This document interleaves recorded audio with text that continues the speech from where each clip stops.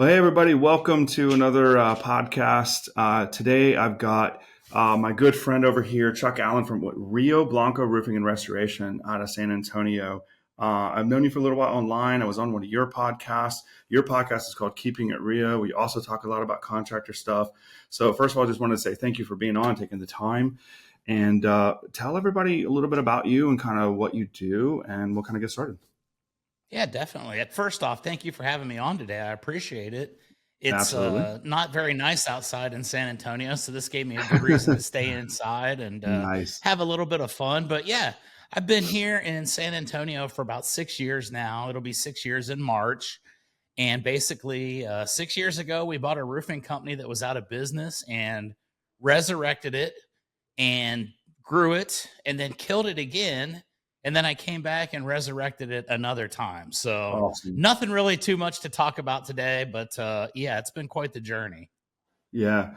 Well, I mean, what did that initial acquisition look like? I know like some people in the contracts, most people in the contracts business kind of build from the ground up. But what did that look like for you, like actually getting into that acquisition? Because I know that Well, it was because most contractors do that. Like I know some people are looking at expanding and stuff. What would you say like if they're looking at buying? What did you look at? What did that process look like for you? it was very interesting. I didn't have any idea 2 weeks before it happened that it was going to happen. Oh, And okay. basically my path was kind of different. I've been in the roofing industry for 27 years now, Oh, which is wow. crazy for me to even imagine. But in 20 let's go back a couple years. In 2010, I moved to Charlotte, North Carolina, and I opened up a branch of a roofing supply company that I'd been a truck driver for about 12 years at that point. Okay. Started a roofing supply from scratch. I had never done that before in my life. I had no experience. I was a truck driver, and I Hmm. did that for about 3 years. It was all right, but it wasn't really my thing.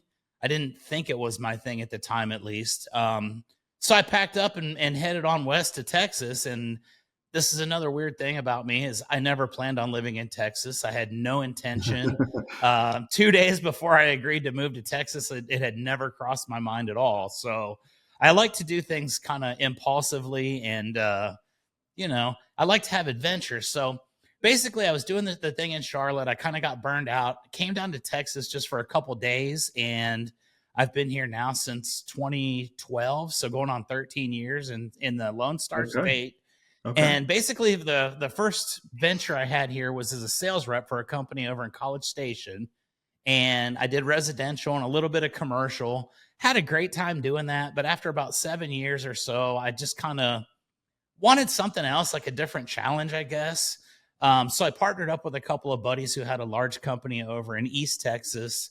And my initial goal there was to just kind of open up a branch of that company for them and help with their national expansion that was going on at the time.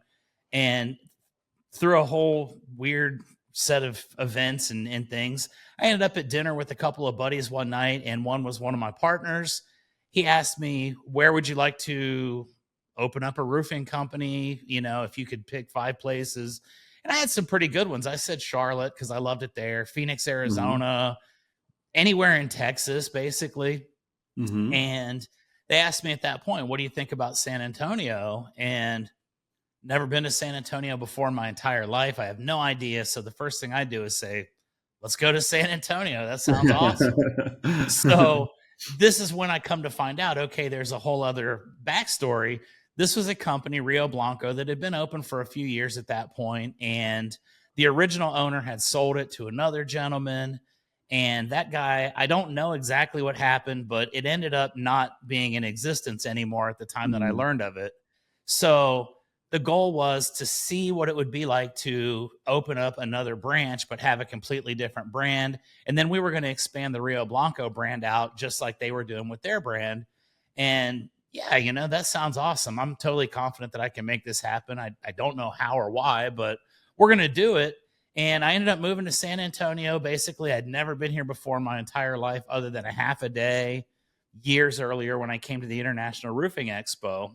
And that's what I based my whole decision on. I had a great time at the expo. So San Antonio That's must be awesome. awesome. And I come down, all of the stuff was in a storage facility. It was kind of just there.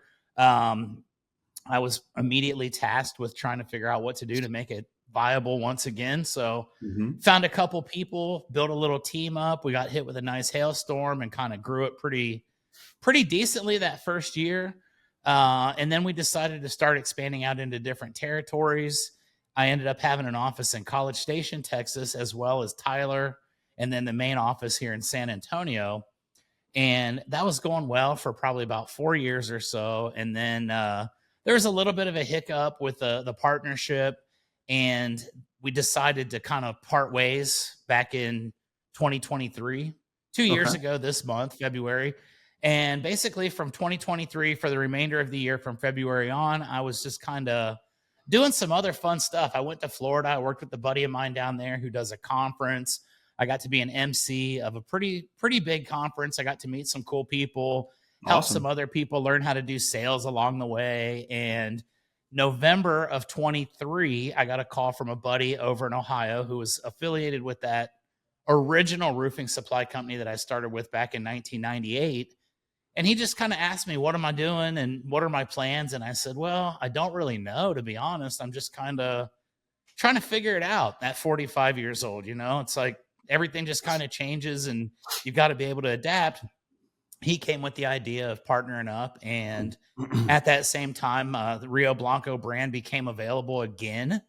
And I decided to come back for some more because I'm a glutton for punishment. So we bought the company, resurrected it, and here we are. It's pretty amazing how that all works. And it's been a whirlwind 6 years.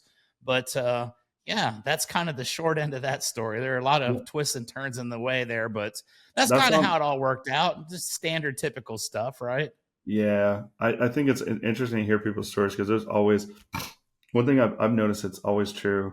At least I've never seen anyone that's different. It's like where you envision going, it's never quite where you end up. And along the way, there's always tangents and learning lessons. And not many people know this, but I actually started out like before my Air Force and before marketing. I actually started out with as a music performance major in college. Like I was a musician as a kid, and my first dream was to like be a performing musician. And I got a full ride scholarship, the whole nine. And I got about three-quarters of the way through that degree and realized I did not want that anymore. And so I completely changed because I didn't know what I wanted. That's what drove me to the Air Force. And then when I was in the Air Force, I got out and started marketing. So kind of like completely different things. But if you knew me like 30 years ago, I would have said, I'm going to be a musician. And it's not close to where I am today. So yeah, Oh, it's yeah. I think it's funny some of the paths that we take. And I think it's, some of the lessons you learn are really cool and along the way.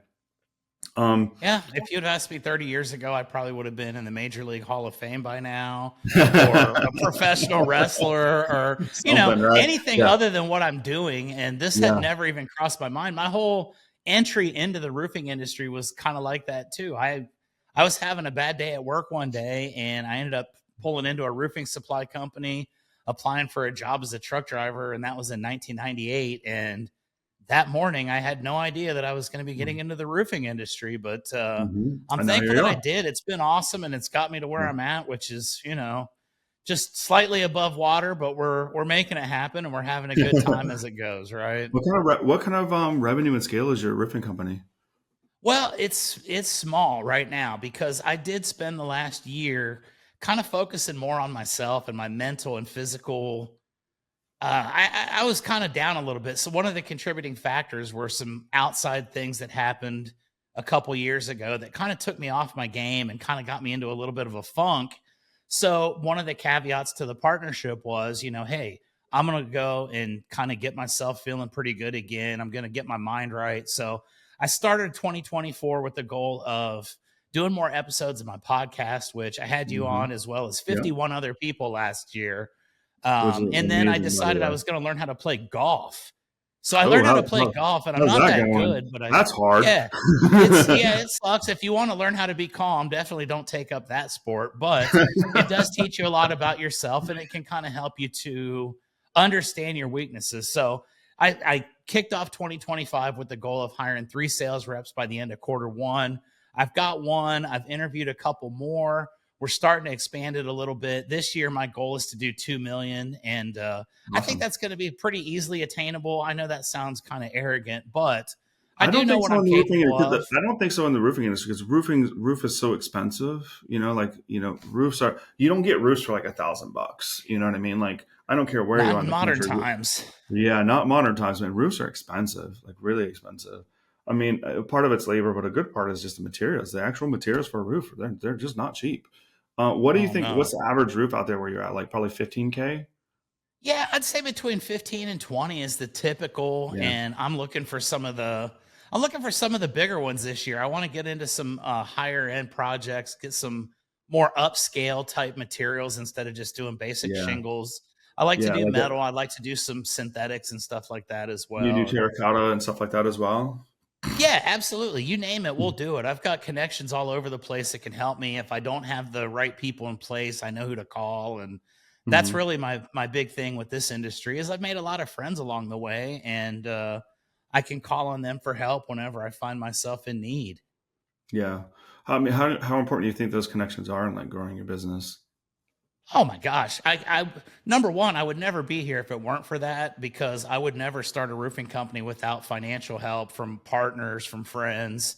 The way that I ended up getting down here in the first place was because one of my best buddies in the industry was a consultant for the original Rio Blanco before it went under. And he kind of handpicked me to come down here and resurrect the brand because it looked bad on him, at least in his mind. I don't think anybody else would have ever thought anything of it, but I took a lot of pride in that fact. And really by, using my podcast and some of the people that I've been able to talk with on that and just the relationships I built over the 27 years have been just completely, you can't even put a dollar value on that. It's invaluable. And I think that I can tell people, I've got a resume that nobody else in my industry has.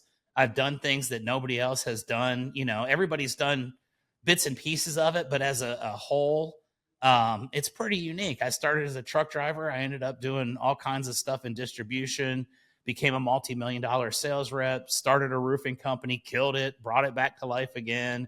Yeah, That's pretty unique, and you do get to meet some pretty cool people along the way.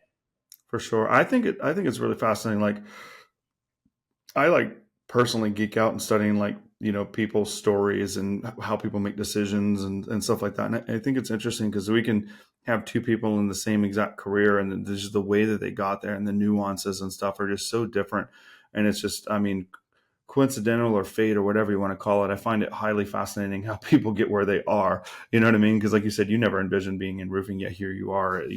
One of the leaders in the space. You do sales coaching and stuff like that for it too. It's just pretty cool.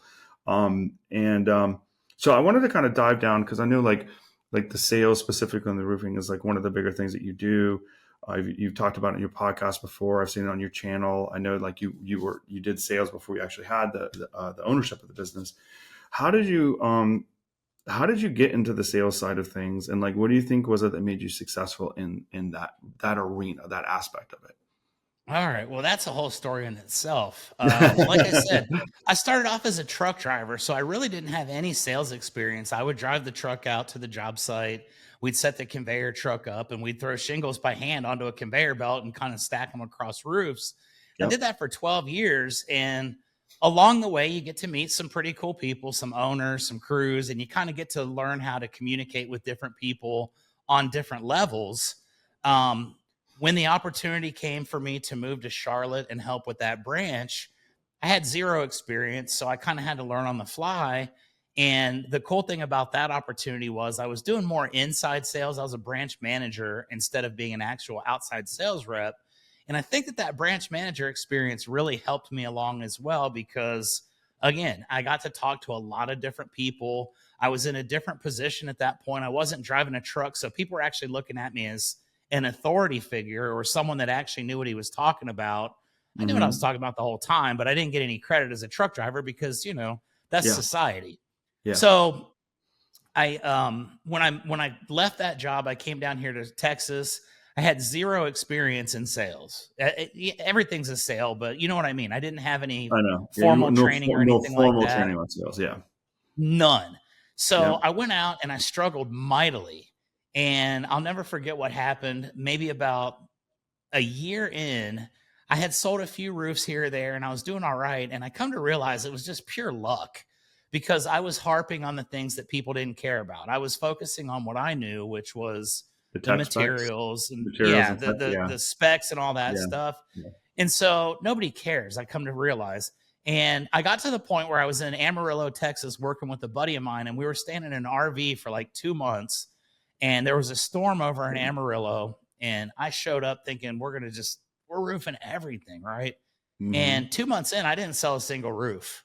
I Mm-hmm. failed so miserably. I was depressed. I didn't understand what I was doing wrong.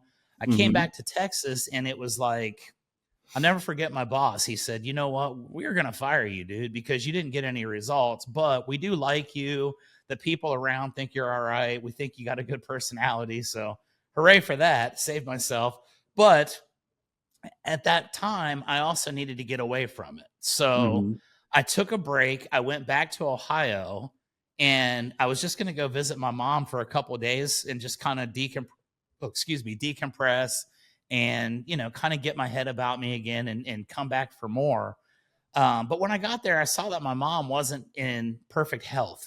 She had been sick, and she didn't tell me about this because she didn't want me to worry. And, I appreciate that. But once I got there, I realized, I can't really leave. I have to stay here for a little while, try help. And I ended Mm-hmm. up calling the company that I was working for and told them that. And they said, okay, whatever. No big loss. I sold a few roofs for them. I was definitely not a top producer. But what ended up happening was, in that period, I went back to the company that I started at, and I was driving a truck again. So I Mm-hmm. literally went from the bottom to the top, back down to the bottom. Okay. And I was pretty shook up about it. I was depressed. It was not what I was wanting to do in life. I knew that it was going to suck because I didn't have that mind about me in my mid 30s to be throwing shingles on a conveyor belt. Yeah. That's the ultimate sign of not making it in life, in my opinion. No offense to anybody that does that, but that's the way I felt. So I started learning a little bit here and there. I picked up a friend of mine, Mike Code, who does consulting for sales reps. He had just kind of broken into that space, and he was putting out these little YouTube videos, walking his dog, and he was giving little sales tips. And I never forget one of the ones he said was, nobody cares what you know. They don't want to Mm-hmm. know what you know. They want to know what they know. Or I don't remember how he worded it, but it hit me. Is And it I is it thought, one of those no one cares what you know until they know that you care? exactly. There you Yeah. go. And Mm-hmm. so it was like, oh, well, that makes sense. Yep. And from there, I learned a little bit more, and I started kind of digging into some podcasts. And it was early in the podcasting era. Mm-hmm. But Grant Cardone was one of the first ones that I found. Yep. And from Yes. that, I got a couple of Grant Cardone's books, and I'd go to work every day, and I'd drive the truck, and I'd be all pissed off. And then I'd come home, and I would just focus on learning. I got to learn how to do this because this is not the life I want. After Mm-hmm. about 10 months, I decided, okay, I think I can do this. Like, I think I understand where I was messing up. I was very honest and aware of my weaknesses and my strengths. So I called the company in Texas back, and I said, "Hey, look, I want to redeem myself. I need a chance to show that I can do what I know I can do. If you don't give me the opportunity, I understand." But the reality was, I left all my stuff in Texas anyway, so I was coming back no matter what. Mm-hmm. And the owner of the company was like, "Yeah, you know what? Come back. We don't have a position, but we're going to make one for you." Okay. And I That's thought that awesome. was pretty cool. That's really So cool. I came back, and I instantly started applying the different mindset that I learned over the 10 months. And I sold a roof immediately. And that was probably in August. From August to December, I sold, I don't remember what the numbers were, but I was doing really well. And the next year, I won the Salesman of the Year award. I did $1 million Awesome. in sales for the first time. And then the next year, I did it again. And I didn't win the Salesman of the Year. I'm not trying to boost myself too much, but I do have the trophies back here somewhere. But I did the million plus a couple years in a row, and I started to really get my groove. So of course, that's when I felt like maybe I could move into commercial, maybe I could move into some larger scale projects. The opportunity just wasn't there for it at that company. So I came over here and started doing what I'm doing now. And then I quit doing sales, Mm-hmm. which I probably shouldn't have done at that time. I should have continued to be active in it. But that was really the whole story behind it. Is I learned as I went based on my failures.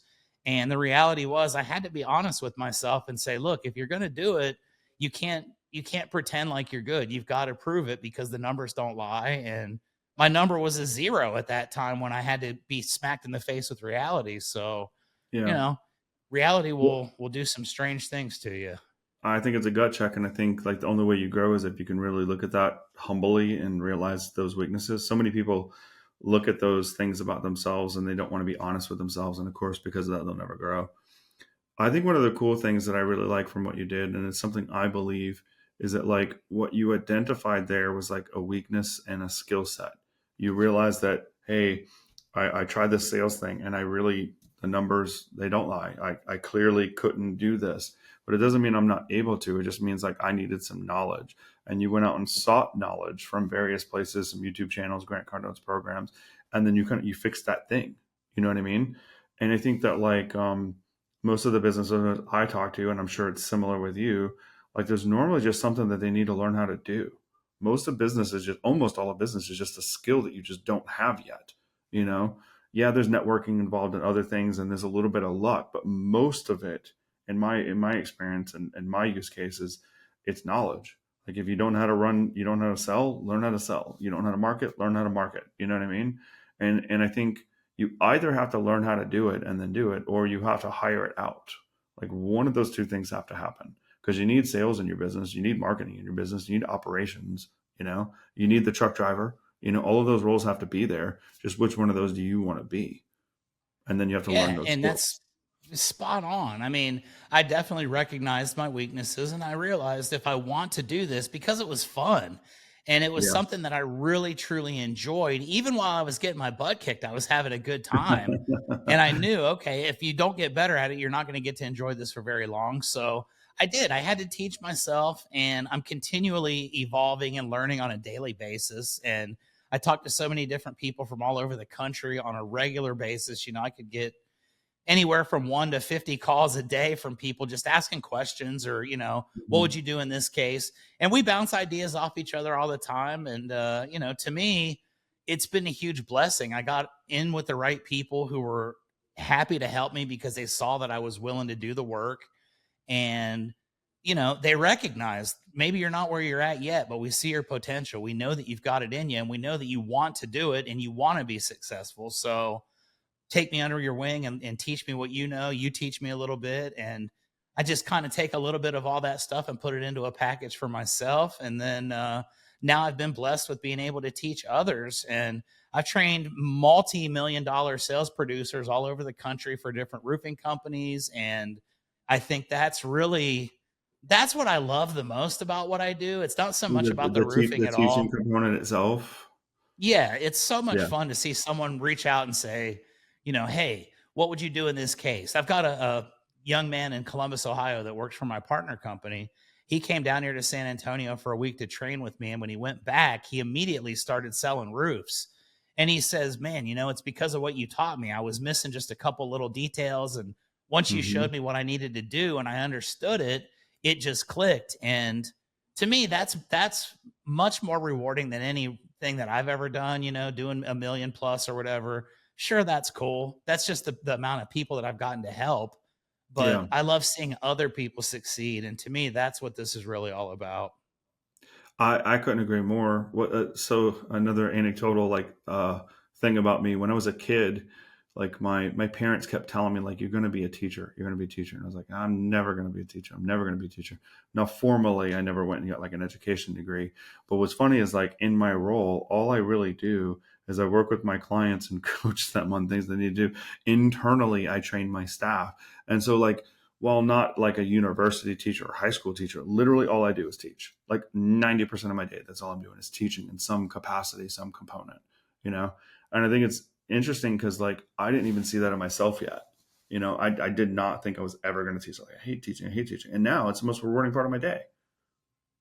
Yeah. And I Yeah. never thought that of myself either. When I was driving a truck, it was the furthest thing from my mind. And it was almost like just one day it clicked in my head. And I thought, man, you know what? I need to tell someone how I did this. So I started training the Mm. other sales reps and they started doing well. They started beating me, which was actually pretty cool.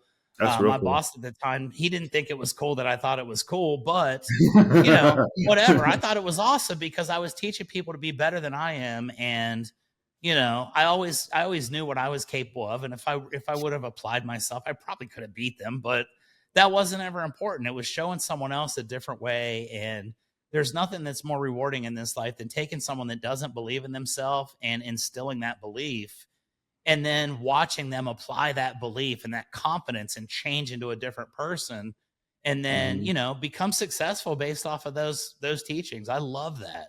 Yeah. I think it's interesting too from the psychological side of things. Like they've they've done studies like and putting groups of people where they're given language of disbelief, like I don't believe in you kind of stuff, and they put the same similar group of people in languages where they are believed. You know what I mean?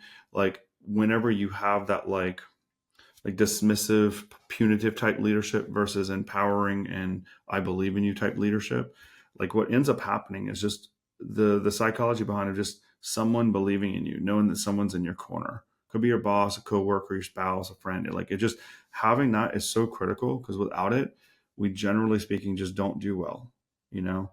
And I found that in my career, one of the things that I've done that I like is that I consistently reevaluate who's in my friend circle, who's in my business circle, and people that help lift you up and believe in you, they stay in my circle, and the people that don't, they leave my circle, you know, because I don't have the emotional energy for people that aren't going to help elevate somebody else. Yeah, I mean, there's enough of those in the world that are out Yeah. for themselves. I'm in roofing. I mean, trust me, I see it on a daily basis. A lot of And to cutthroat me, people it's there, it's right?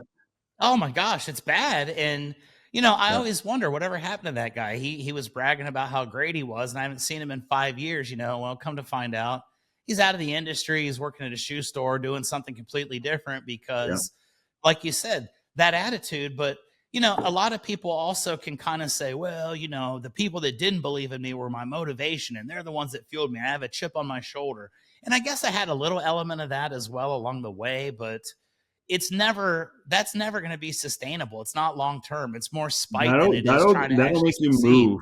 I think that'll make you move. That's enough to maybe get people off the couch. But I don't think that you're going to get real big growth personally, developmentally, without someone there supporting you, right? That's Which it. is why I like You've what got you to do have that. with coaching and stuff like that. That's why I believe in coaching so much. I have multiple coaches in my life. I know that you coach other people. I coach other people. I just think it's so powerful. Like I just don't know anyone that's really successful that doesn't have somebody in their corner somehow, some way. Yeah, and learning that lesson when I did was pivotal for me because it was one of those deals. When I moved to North Carolina, I would have never in my wildest dreams ever imagined that anybody at that company would come up to me and say, "Hey, we're going to open a branch in Charlotte. We want to offer you, the truck driver who's been doing this for 12 years, that comes in happy and having a good time and bringing energy." But we believe that you can actually run a branch of the company that's 500 miles away, and you're not going to have anybody babysitting you, and you're not going to have anybody looking over your shoulder. That was a changing moment in my life when it really just showed me, man, I've been underestimating myself this entire time, thinking that I was at the capability of what I could do. And from that moment on, it was like, damn, I can do more. And I'm going to continue to try to push and do more and more and more. And that moment, I'll never forget. I thought I was getting fired that day, Micah. I got called into the office and I had no idea what I did wrong. But the owner of the Is company it one of says, those come into like, my Chuck, can office. we talk to you in the office over here? Yeah, they shut the door and I'm thinking, "Oh, what? Like, what did I Yep. do?" And that opportunity came about right then, and it was like, "You know what? I'm going to do everything I can to make these guys proud because they chose me out of a huge group of people that wanted to do it. I didn't even know anything about it, but they chose me specifically for that, and that's the greatest compliment you could ever get professionally, in my opinion. So Yeah. that really helped me get going, and I did well with that. And then, like I said, it was a failure that led me to learn how to do sales. But those successes and those people that say, "Hey, we don't even have a spot in our company, but because we like you and we think you're gonna do well, we're gonna create a spot for you and bring you back." And those have really developed who I am, and I couldn't be more grateful for the people I've met along the way. I love it. I love it. Well, what's next in your chapter, man? I know you're continuing on with your podcast. I know you're going to continue with sales, but what are some of the big things that you hope to achieve in 2025 and beyond? Well, this year my goals. Last year my goal was to learn how to play golf, and I did sort of. I'm not good, but it's fun. And to do You podcasting beating Tiger this Woods year. anytime soon? Well, maybe if we like clubbed him in the knee or something, and he wasn't able to use one of his arms, I could maybe.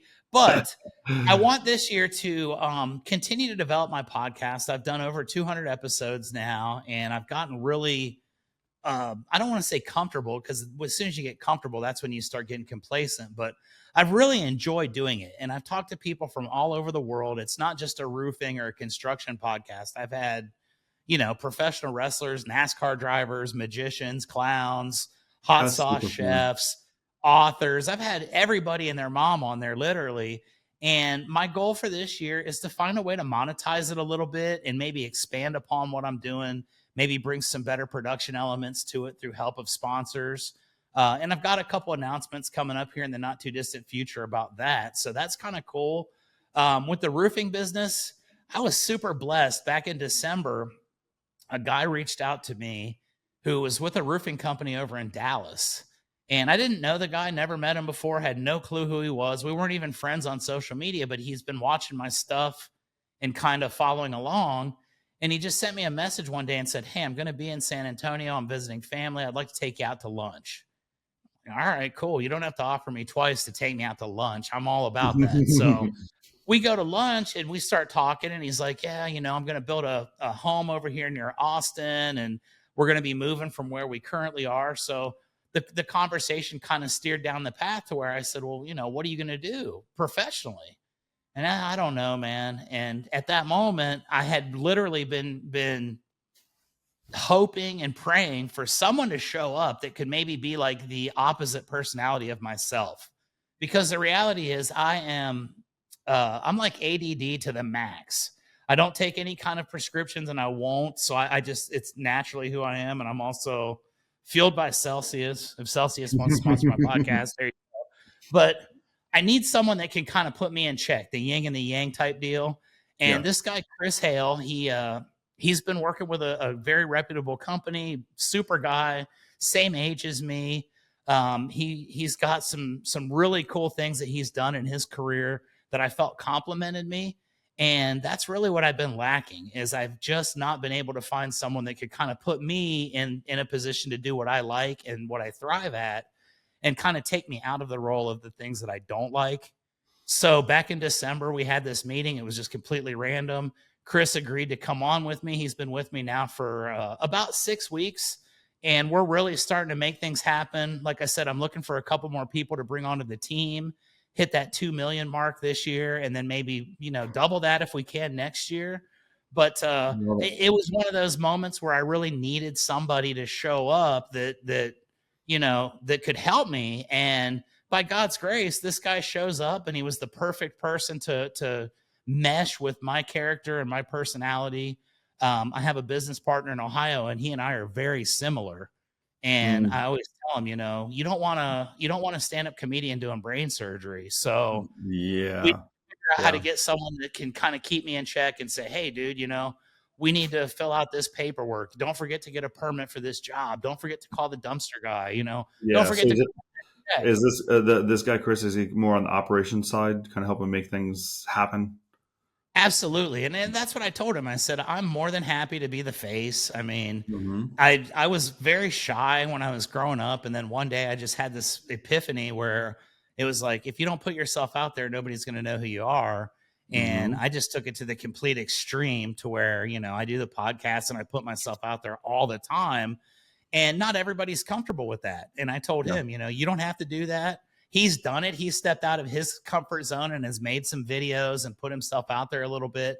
But I said, I'm more than happy to do that. That's what I'm known for. That's what people Hmm. know me as. If you can help me with systems and processes, if you can help me kind of keep things moving in an orderly fashion, the sky is the limit. And he completely bought in. So he's going to focus more on those things that I need to, let go of because they're my weaknesses, and I need to Yeah. double down on my strengths. So I think it's going to be a perfect fit, and I think we're going to really kill it this year.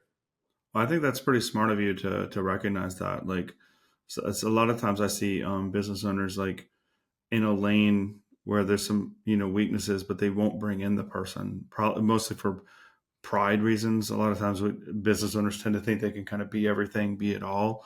And I think like growth requires humility, not pride, you know, like Absolutely. That is a great, I'm going to put that quote on my wall. And I think that's go, beautiful. go And for it's it, so man. true. I Yeah. know what I'm good at and I know what I suck at. And they always say, if you're good at one thing and you're terrible at another, you don't focus on the thing you're terrible on. You double down on the thing you're good at and find Yep. someone that's good at the stuff that you're bad. And Yep. it just kind of fell into place for me. And I feel like that was a sign from above because honestly, I wasn't really all that into this and I wasn't having that great of a time. And I was kind of doubting if I even wanted to continue doing the roofing company. And then this dude And it's shows probably not up and because of roofing, man. It's probably just because you had to do things you didn't like doing. that's it. And it wasn't Yeah, fun. And I didn't I know. enjoy it. And I I thought, know. man, this sucks. It's a job now. And I've gotten that joy back and I've gotten that fire back. And we're out there making things happen. And he's getting good results. He's making a lot of things happen that wouldn't have happened otherwise. And two is always better than one, especially when you've got a goal to get to. Yeah. And if we can add, a couple more people and teach them properly and get them into what we want to do, I think that we can be one of the top roofing companies in not just San Antonio, but all of Texas. Yeah. And, I guess that's my renewed goal. I started It's off with a just, goal of 50 million and I got burned out. And then I decided I wanted to do, 1.5. I can do that by myself. And like you yeah. say, that's not fun either. When you do it by yourself, I'm someone that needs some kind of constant stimulation or motivation. And having someone that's the same age as me that can serve as kind of not a competitor, but like maybe a friendly competition type deal where Hmm. we're going to the same goal. But, I want to sell more roofs than he does. He wants to do more than I do. And neither one of us is going to say it, but that's just the facts. It's human nature. And I think that's going to be the spark that is going to take this to that next level where it needs to go. I mean, I see like personal experience in some of the companies I've helped build before and in client companies, like where I tend to see the most growth is when you have multiple salespeople because you do get that competitive edge against each other, right? Like the single salesperson company gets really, really hard to drive because there is no like, oh man, I only got X amount of sales this week. Well, and then someone else is like, yeah, I got twice that, and that kind of drives you, makes you want to like get off your ass and really get to it, Yeah, it's like, damn it, And Steve, you're not supposed to be better than me, and you I know, start doing it. And right? I've got a great example of that. A friend of mine has a company over in East Texas, and it was him, the owner, and his son. And that's a good dynamic. The son is really trying to break out and prove himself. But I always tell him, you can't compete with your father and son like that. It's not going to be the same competition. You need to find someone that's similar in age to him, similar in Like a in true peer. social. Yeah, and that way, if someone comes into your company and they're the top salesman, but their name is not on the marquee, that's going to ignite a huge fire underneath the other guy. And again, friendly competition is great as long as it doesn't get to the point where it becomes animus and people start fighting and having issues I and think that's a culture. That's a culture thing. You know what I mean? Yeah, that's a culture fit. And I mean, I think if you do find that one of the things that I think is interesting about sales is like you'll tend to find like a lot of really great people, natural leaders in there, but you'll also find a small percentage that are absolutely toxic individuals in oh, sales, like in any it's company, not even right? a small percentage. It's a It's fairly not large small. one. It's a fairly large one, man. I mean, it's not like 50%, but I'd say it's like probably 20, 30%, maybe even 40%. Yeah, you see it. And I think like as you're hiring people, you're naturally going to, you want to try to filter those people out early on. But if you get that, like a toxic salesperson will ruin the motivation of everyone else underneath them, Oh, dude, I I lived it. yeah, yeah, you know it. And it typically, I mean, you typically see it in like roofing and car sales and solar sales and like some of the more like cutthroat sales industries is where you typically see them. I know you've seen that firsthand being where you are and all the roofing stuff you've done. But man, those people to me, like as a business leader, like I want to have great culture. Like and for me, great culture means like do I want to show up today and be with the team members that I'm there with? Do I genuinely care about the people that I'm with and do I think that they care about me? I think that's one of the hallmarks of culture, right? I don't think culture is like, having nap pods or snacks in your office. That's not it. It's deeper than that. And when you have a toxic person like that doesn't help elevate you, it's not like friendly peer pressure. Let's grow together. Let's get better together. It's someone that's like, F you, I got better. When you start getting these like really toxic type competitions and someone that's not willing to help you, they want to push you down so that they can get up. Like any type of salesperson like that would be my first on the list to go. But one of the things that can happen here is like that person might be your actual top salesman. Uh-huh. A lot of In times it most is. cases, A lot of times yes. it is, right? I would rather have 3, 4, 5 people that work well together that are 80% as effective as that one guy. Sometimes, and it can happen in production too. Like I see, being in marketing, I see it sometimes with like someone's really great at web or SEO or ads, and they're just toxic as hell, and they like don't want to help the people around them. They just want to put them down and showboat how they're better than everybody. I want that person off my team too. It's the same thing. I think you, like you said about education, you want the person, the team member that's willing to like educate and lift people up, not the person that's want to like showboat and put people down. Yeah, and I'll tell you, I've had that. That was one of my very early lessons that I had to learn when I came into this role. I started hiring people for my sales team, started putting people in positions of management, and you don't realize, you're looking at people that come in and say, "Well, I can do 1 million in sales," and at the time, that seems like it's the most important thing. And I Mm-hmm. let some people stick around way longer than they should. That's the real danger. That's a real danger. If you don't get rid of that toxic person, the great people go.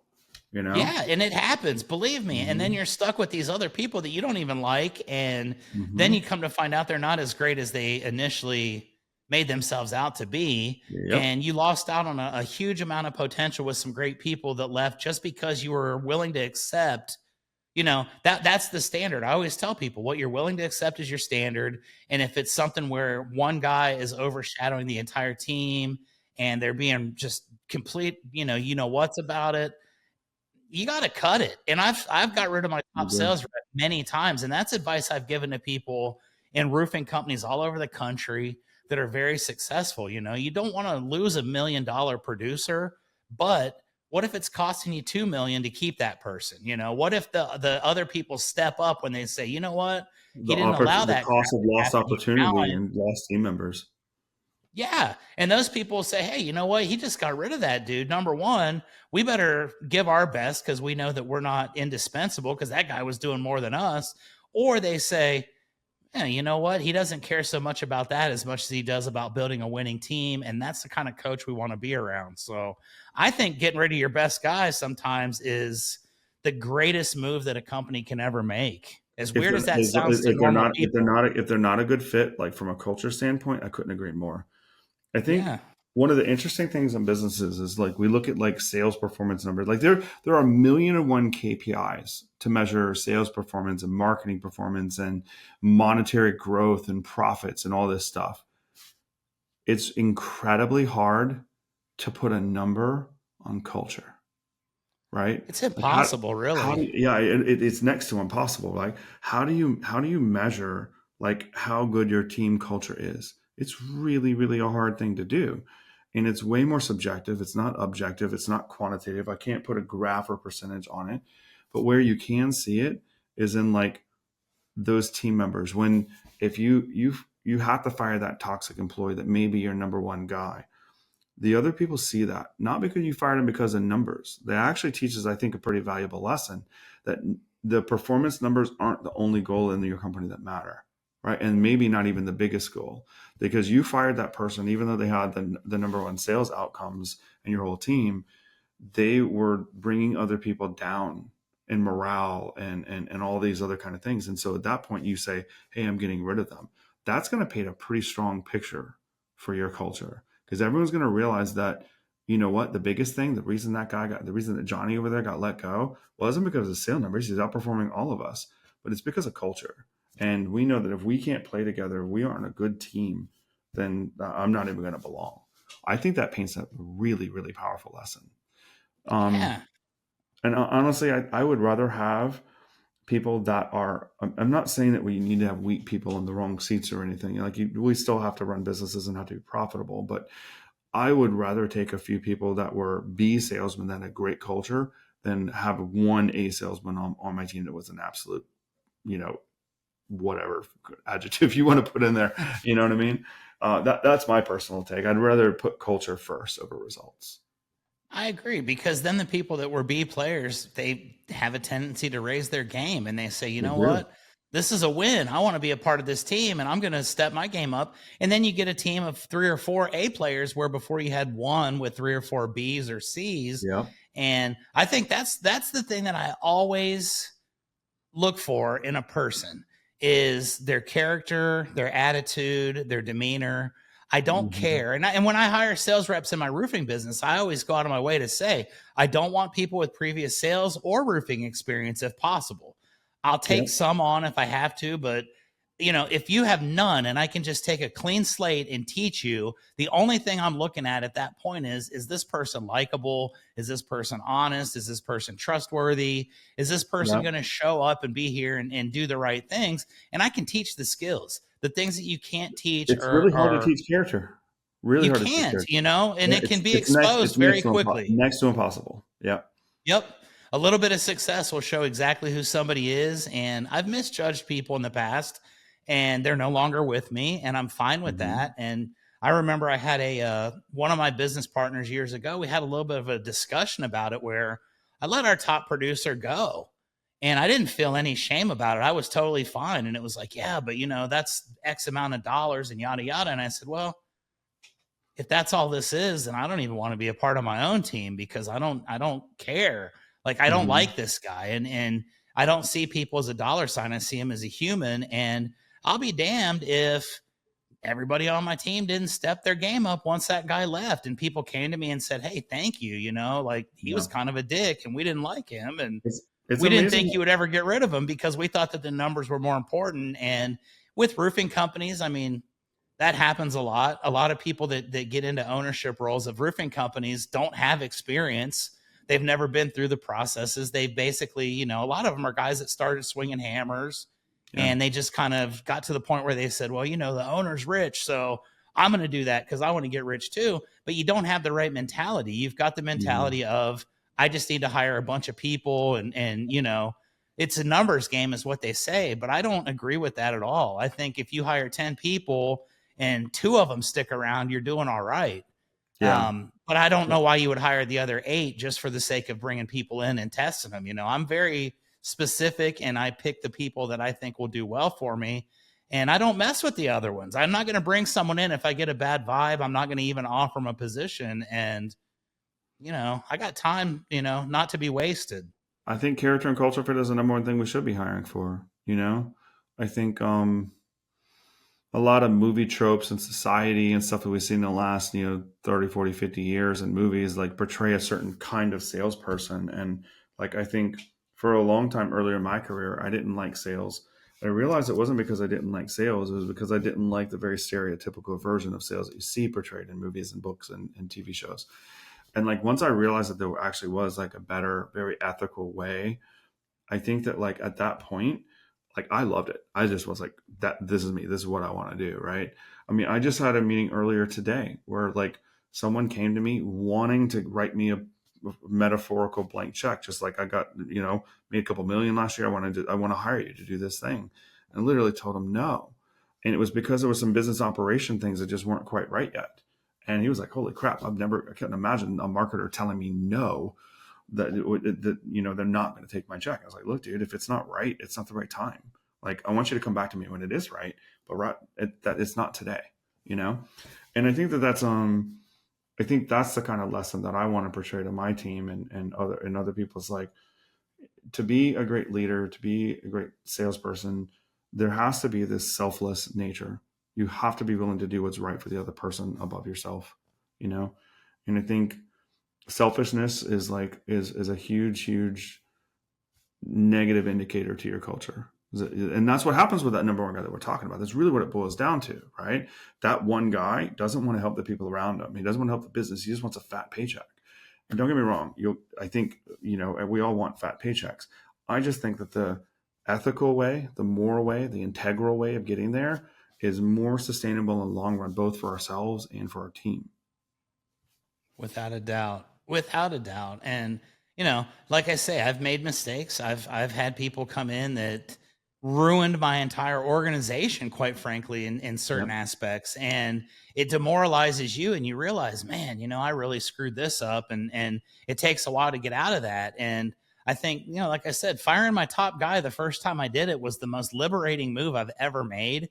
And it made me realize, you know what? The company's still here. We're still open. We're still doing business. And the thing I preach to people in sales, you know, like I said, you don't have to know anything about roofing. The reality is, I just sold a roof the other day for $26,000 to a very nice lady. If you went to her right now and said, what brand of shingles, what color of shingles, she has no idea. You know, I went with Yep. Chuck because I saw his video that he put on Facebook where he was, you know, showing me something about ridge vents or whatever the video was. And she Mm-hmm. told me before I even got there, I've already chosen you as my contractor. At that point, Yeah. the price didn't even matter. She did It not doesn't. care. Yep. And I realized, okay, you know, people that know the script or people that know how to go in and just kind of do what they're told and follow that path, there's a use for them. You know, if you're in storm sales and it's insurance, I always joke and say, you know, this could sell an insurance claim. Doesn't take Sure any could. skills or brains. And that's going to Yeah. piss a lot of people off in my industry, but it's true. Yep. And I always tell Because it's people, you just know, formulaic. You just A, B, C, D, boom, sales done. that's it. Yeah, Yeah. we are going to do this. Then we are going to do this. Then we will do this. To Yep. me, I go in and I joke, and it's funny because my close on that deal, she said, you know, is it going to be noisy? And I said, of course it's going to be noisy. It's going to look like a disaster area out here for half the day.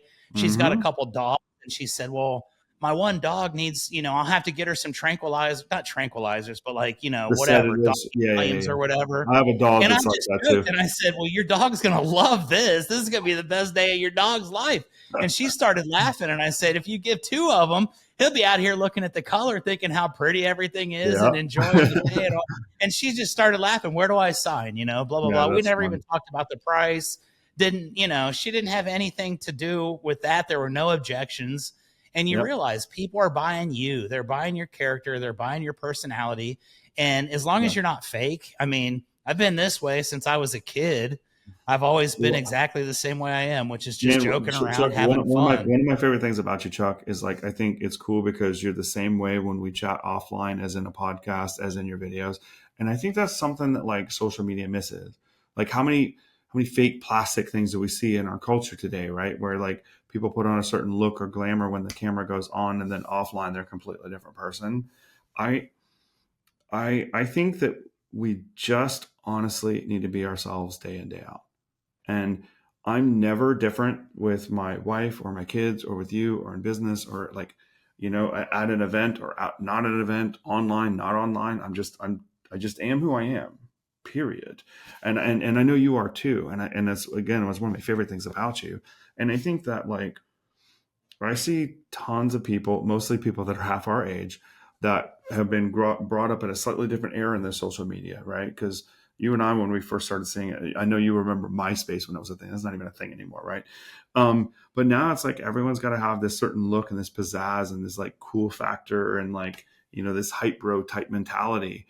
And like, I think it lacks authentic, true connection. And I think that like, just be who you are. I don't care what it is. Someone's going to like you. Someone's not going to like you, but just be yourself. You know, Yep. that's just, I think that's the only way to operate personally. I do too. And that it took me a long time to get to that because, you know, as you're growing up, you care about what other people think sometimes more than More you than you probably should. should. More than should. And Yeah. I got to a stage in my life where I tell people my mom, God bless her, she passed away 3 years ago this month. And the last lesson that she taught me, she was mad as she was leaving this earth. She was complaining about people that did her wrong and you know, she just wasn't happy. And I thought, man, you know, like those people don't even know that you're upset and you let it control your life. And to Yeah. me, some dumbass on Facebook that says I'm an idiot, I really don't care. Like, thanks for commenting, you know. You're messing with my algorithm and you're getting me some points and I'll And get a that's it. couple extra bucks out Yeah. of your negativity. I, But I once have, you realize I have a rule. I don't even read my own comments. I let my team do it because I don't want to let it affect me at all. Like I literally do not comment on any of my own videos, except for the ones on my true personal channel, like my actual Facebook page. Like that's my personal. But like my YouTube channel and like all the other channels, they're like my team publishes my content to those, and my team handles responses. I don't look at it at all, like not one bit. And I found That's that probably a good idea. that helps me disconnect from it because like if I do naturally have this like thing that I want to like please people, want to make people happy. But like you said earlier, like sometimes we care a little bit too much. And I think no matter who you are, no matter what you say, no matter what your voice is, there's going to be some people that like you, some people that hate you, and a good bit of people that are in the middle. But it doesn't matter who you are. You could be Trump, right? And there's people Oh that love yeah, him, people good that hate him. example. You could be Biden, and there's people that love him and people that hate him, and it's normally the opposite. But either one of those characters, they can't be the other. Trump's not going to be Biden. Biden's not going to be Trump, right? Like we just got to be who we are and just realize and accept that some people are going to love us, some people are going to hate us, and some people will be indifferent. And just let it be Yeah. what it is. In business, especially the people that don't like you. I mean, I'm not trying to do business with someone that thinks I'm a dumbass anyway, Yeah, or I someone know. that thinks I'm a clown that doesn't take life seriously enough. I don't Hmm. need you. There's Yeah. plenty of people out there in the world, and I always tell people with roofs, it's the mentality is for me, it's collaboration over competition. And, it's that mindset of go look outside and see how many roofs there are. How many days do you think we have left in our Well, lives? I'm 6 I years live in a old. different state than you, but I get your point. Like literally in my neighborhood alone, just my neighborhood, if you were to sell every door in my neighborhood, it would blow your $2 million like thing out of the water. And that's Yeah, just it'd probably one take you a couple neighborhood. years to do them. I know. It's crazy. So yeah, there's so many roofing companies. There's so many marketers. There's so many this and that. Like we all have our space, and yeah, we don't need to be as combative and non-collaborative as we think we do. I think again, just be yourself, be out there, and let it ride, man. Why not, right? It's who I am. It took me a long time to get to this comfort level with myself to where I truly don't care. If someone's got something bad to say about me, that's cool. Thanks for talking about me. I probably don't even think about that person ever. Probably don't even know him in 99 out of 100 situations. So, hey, Yep. it's an honor for you to think that negatively about me even though we've never met. So, keep it up, bud, I almost feel bad for the people that have like those negative rants and stuff online because it's at the same time it's like, dude, why are you letting some other random person's video that you don't know make you get so angry that you've got to go and rant on their thing, comment on their thing? Like, I almost feel bad for that person that feels like they have to do that. You know? Absolutely. And like they always say, nobody hates on someone that's doing less than they are. So I take it as a compliment. Yeah. Some roofer in Iowa thinks I'm an idiot or thinks that my step flashing job doesn't look right and he's got some smart ass comment. Sweet random guy in Georgia or Illinois or Iowa. If I walked into you on the street, I wouldn't even know who you were. So Yeah. who Exactly. cares, Yeah. And Exactly. the people that are going to be your friends are going to be your friends regardless because they take you and they accept you for who you are and they know this is him. I'm not going to be any different now than I am if I go talk to a homeowner in an hour. I'll have Yeah. the exact same corny jokes. I'll have the exact same energy and Yeah. I'll tell them exactly the same things, and you get exposed after a while if you're fake. And I think that's the biggest thing with social media. Like you said, people try to fit into an image. And whoever said that image is right? The douchebag sales guy that's bragging about his Lamborghini or whatever. Who cares? Like, most of Hmm. those guys aren't worth being around anyway, and most of them have no character and they're complete idiots. So why am I trying to be like you? And then everybody looks the same. Yeah. People tell me all the time, you do stuff differently than others. Your social media looks different. It sounds different. The way you go about it's different. Mine And too. You and I have some yeah, similarities there. We both are kind of a raw, let's just talk about it kind of thing. And I don't, I mean, we have video production crews on staff and stuff, and I could make overproduced videos if I wanted to. I just choose not to. I choose to just yeah, have clean, simple messaging, and that's my focus, and that's my brand. I think, I think it also like as well as it will attract the right people to me. It's the other way around too. Like the people that like the way I speak, or we're naturally going to get along because I'm not faking who I am. So the person that likes me, I'm probably going to like them back. But Yeah. if I spent my day faking who I was, the people that would naturally come into my business were probably people I'd have to continue to fake who I was to be around. And that's not, you know what I mean? Like, I think it's a compounding effect almost. And of course, It like gets we talked about tiring earlier, after a while being it fake. does. It does. And of course, it goes your culture too, because people are, like you said, people are going to see right through it publicly, internally, whatever. I think the only way to be is just 100% yourself. But it's hard to do. Yeah. And it takes, like you said, it takes a little while. I think, like what I see of some younger people, sometimes they haven't explored themselves enough to figure out exactly who they want to be, you know? And That's it. And a lot of people haven't been through failures. I think failure is the greatest teacher. God knows agreed. I've done some stupid things in my career and my life. I've fallen on my face more times than not. And that's why I tell people, you just have to get back up and say, okay, I won't do that again. And if you Yeah. don't do it again, you're a better person. If you continue to do the same thing over and over, I don't know. Your results are going to pretty much be predictable and you kind of deserve them at that point. But Yeah. for me, I think some of the biggest failures I've had, I mean, I've really screwed some things up in my day. Me And too. those are the teaching moments where you realize this is who I am and I'm not going to let that define me. I'm not going to let that be the thing that holds me back. And, you know, let's just move on. Today's another day, Like I said, I'm 46.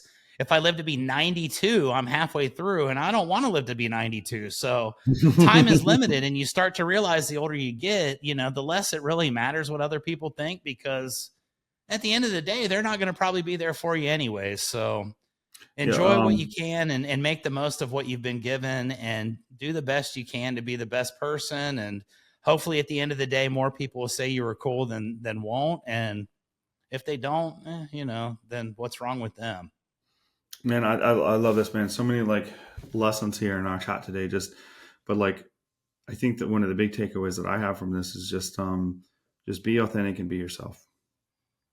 Yeah. Yeah. It's that simple, ladies and gentlemen. That's all you have to take from this entire episode. If you Really sit here and is. listen to this long-winded roofer from San Antonio for the last hour, just take that. Be yourself. That's our lesson for today's episode, the $1 million lesson. $1 million lesson. I know. That's all we can be is ourselves. So just own it and love it and be there. Bro, we're gonna wrap up here for the day, but is there any final things other than that lesson of be yourself that you want to impart to our readers that have made it this far? I would like for the folks to watch the Keeping It Rio podcast. Shameless plug. 100%. I'll make sure that in the description I put a link to your podcast as well. Yeah, I appreciate that. Micah was a guest on there a couple months ago. We had a great conversation. Like I said, it's not roofing related. It's not sales related. It's life. I've had people from all over the place tell all kinds of crazy stories. And I think that each one of those stories has helped me become a different version of myself, makes me appreciate some of the things that other people go through in life. And there's some real value to doing that. A lot of people in the beginning said, well, you're just trying to be famous on the internet or you're just trying to get whatever. And I've never cared one bit if anybody watches, as long as people want to be guests and talk to me. I could care less who watches it. Yeah. Ultimately, I guess that's how you're judged as a success. But to me, the success is in the stories. The success is in the people that I get to meet along the way, the conversations that I have and the things that I learn from each one. And that right there that's gold, folks. I don't suggest everybody start a podcast, but find something that you like, that you're good at, that you enjoy, where you can connect with other people on a different level, and it'll change your life. I couldn't agree, brother. I couldn't agree more, brother. I think it's, it goes right back to just being yourself. And again, that's what I love about you. That's the reason why I wanted to have you on here is because I love that about you. You're just authentic. You're yourself every single time we have a conversation. And I think that everyone could learn a lesson there. Yep. Awesome, man. That means a lot to me. Thanks so much for being on the podcast, brother. And to yourself and everyone else listening, we'll see you next time. Hey, if you found this video helpful, please like and subscribe. If you're looking for help growing your contracting business, I invite you to join my free community. In there, we go live with amazing trainings, share resources and downloads, plus you get free help from me and from peers. That link is down below to join, and we'll see you in the next video.